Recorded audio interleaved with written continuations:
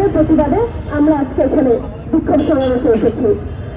আপনারা জানেন যে 17 জুলাই যখন ঢাকা বিশ্ববিদ্যালয়ের শিক্ষার্থীদেরকে হল ছাড়তে বাধ্য করা হয়, এরপরে কিন্তু মূলত বেসরকারি বিশ্ববিদ্যালয়ের শিক্ষার্থীরা রাজপথে নেমে আসে এবং তারা তাদের ভাইয়ের বোনের রক্তের সাথে যাতে কোনো ধরনের অন্যায় না হয় সে কারণেই কিন্তু রাজপথে সেদিনের পর থেকে তুমুল বেগে তুমুল ঝড়ে তারা রাজপথে নেমে আসে এবং এই রাজপথে তারা নামার পরবর্তীতে সে সকল ভাইদের উপর এবং সে সকল বোনদের উপর যে ধরনের অত্যাচার, আক্রমণ, নির্যাতন এবং হুমকির সম্মুখীন হতে হয় সেটা আপনাদের কারণ অজানা নয়।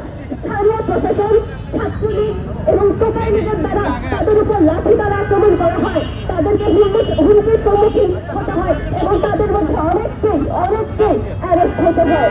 আপনারা সকলে এসবের সম্মুখ প্রদর্শনকারী। আমরা চাই সরকারের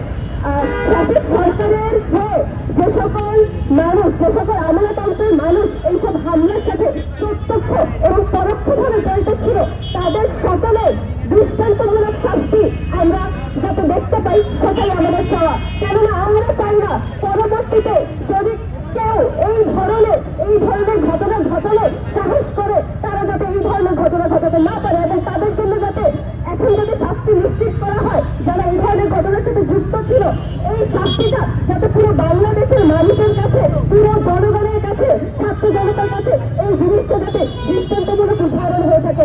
আমি বিনীতভাবে অনুরোধ করছি যে আপনাদের সকলের কাছে যে ধরনের ডকুমেন্টস আছে অত্যাচারের, নারীদের উপর অত্যাচার করার, নারীদের উপর হামলা করার এবং যে সকল নারীরা আমাদের মতো আমরা যারা হুমকির সম্মুখীন হয়েছি, অত্যাচারের সম্মুখীন হয়েছি, টোকাই লীগের আক্রমণের সম্মুখীন হয়েছি, আমাদের মতো নারীদের থেকে আপনারা ডকুমেন্টস কালেক্ট করুন, আপনারা সেগুলো নিয়ে কথা বলুন।